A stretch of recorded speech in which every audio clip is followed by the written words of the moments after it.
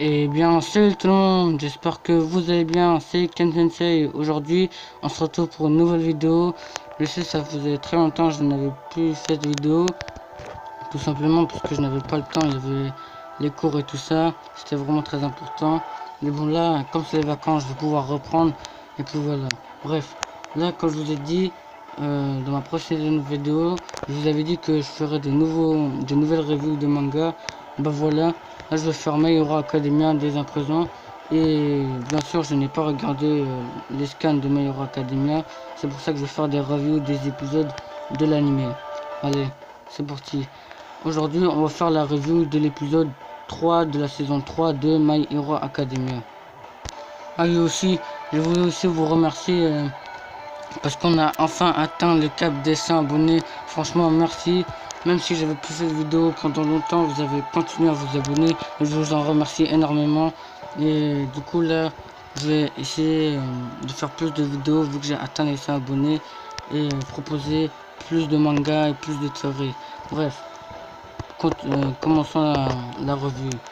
Donc, au début de l'épisode de la My Hero à la saison 3, bon, on voit la seconde B, si je me souviens bien. Même il y a le gars qui s'appelle Tetsu, avec le gars qui a le pouvoir de l'acier, si je me souviens bien. Je crois qu'il fait partie de la seconde B. Enfin bref, leur professeur principal, il leur dit de renforcer leurs haltères. Après, il y a chacun comment ça s'appelle? La seconde A, c'est la classe où il y a Midoriya. Et ben ils sont partis s'entraîner dans une forêt et tout, où il y a des super héros. Les super héros, je ne me rappelle plus comment ils s'appellent. Je crois qu'ils s'appellent les Pussycat Wild World ou je sais plus quoi. Enfin bref, chacun s'entraîne. Katsuki lui devait mettre sa main dans de l'eau chaude pour que ces explosions ils soient plus démesurées, plus grandes et plus puissantes. Après, il y avait aussi Shoto Todoroki qui devait, comment ça, qui, pour utiliser simultanément ces deux pouvoirs, enfin, parce que pour utiliser le feu et la glace, et ben, je sais plus, il utilisait de la glace après du feu dessous directement comme ça. Enfin, c'était un entraînement. Après, il y avait aussi Tenya qui devait courir pour améliorer. Ça, je crois que c'était pour l'endurance.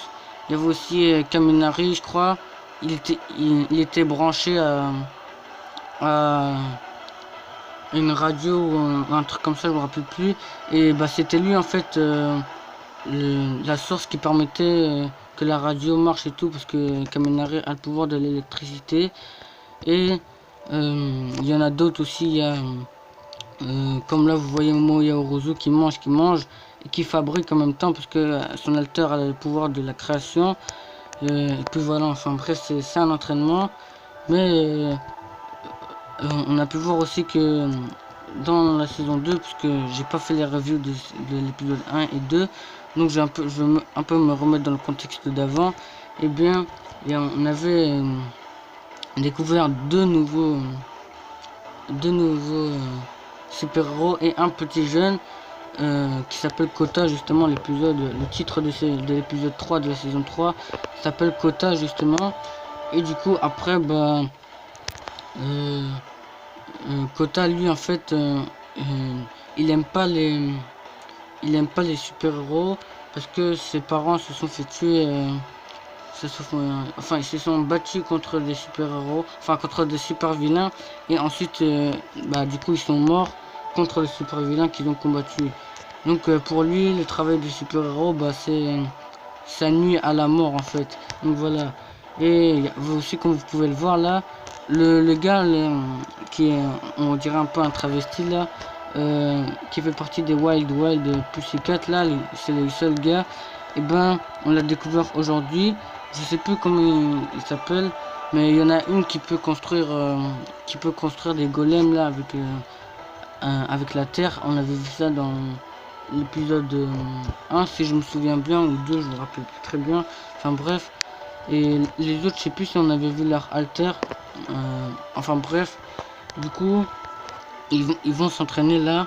Et sauf que on avait vu comment il s'appelle, Tomura Shigaraki, qui il préparait un truc, si je me souviens bien, une alliance avec un gars là. Même il avait une bouche bizarre avec la fille là, comme vous pouvez voir là. Et je crois on les avait déjà vus dans la saison 2, sauf que là ils ont vraiment rejoint l'alliance des super vilains. Et sauf que là ils sont beaucoup plus nombreux. Il y a ce gars là, il y a la fille, il y a comme vous avez vu, en plus le gars qui a à moitié la bouche bizarre, en fait je crois que c'était pas un élève de Stein, enfin il admirait Stein, c'était un peu comme Midoriya avec All Might, tu vois, c'était un peu la même chose. Ou faut pas abuser non plus, un peu Kirishima avec Red Riot, voilà, c'était là. C'est ce type là, que comme vous avez pu voir, c'est un peu lui qui prend la tête. Je sais plus je crois ils sont 7 là, mais il en manque encore 3. Et comme il a dit faut pas foncer directement, parce que là, je sais plus c'est qui avait dit ça. Il y avait un super vilain, il voulait directement foncer comme ça pour tous les détruire directement. Et après le gars là avec la bouche, je sais plus comment il s'appelle. Dans tous les cas, dans l'opening on le voit avec les flammes bleues, donc je vais le dire, donc je vais l'appeler le gars aux flammes bleues là. Le gars aux flammes bleues là, et ben il a dit non, faut se mettre en plusieurs groupes pour voir comment ils sont, la puissance des super vilains et tout. Enfin bref, voilà, il a dit qu'il fallait aussi attendre qu'ils soient 10. Et du coup le lendemain il y allait à la seconde A, ils repartent s'entraîner dans la forêt, sauf que ils repartent s'entraîner la nuit, sauf que il y aura comment ça s'appelle, il y aura la seconde B qui sera avec eux.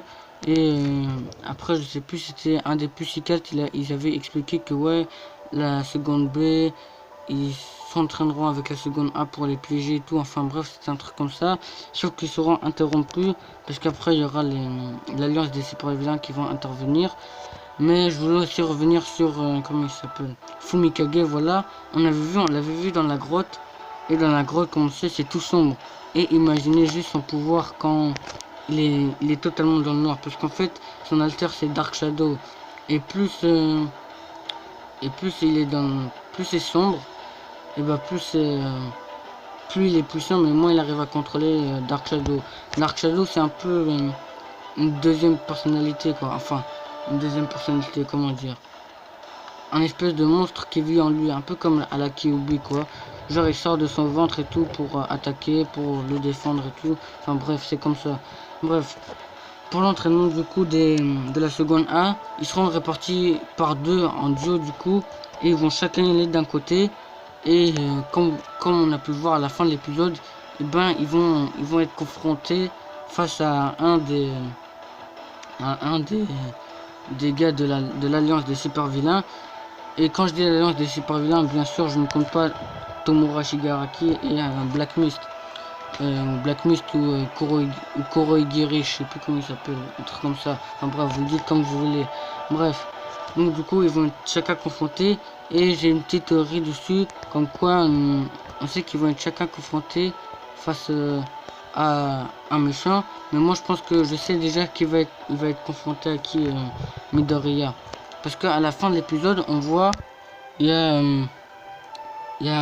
à la fin de l'épisode, il y a eu Midoriya qui disait ah Kota, qu'est-ce qui se passe et tout. Donc je pense qu'il va aller chercher Kota, parce qu'on voit que Kota, il y a le gars là avec la cape et tout, avec la cape noire et tout.